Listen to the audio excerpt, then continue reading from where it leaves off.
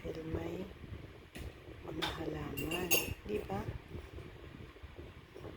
Nakakaganda talaga ang mga halaman sa loob ng bahay. Nakaka-relax. Ayan ang asawa ko.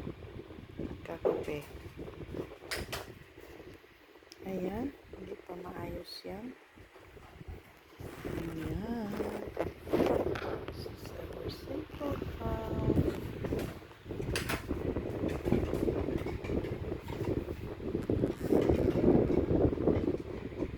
Diba? Maganda rin. Maganda pa. Ayan ang aming kesame. Simple lang yun. Tama na yan. Ang malaga maayos. Ayan, may carpet kami. Ayan. Ayan po.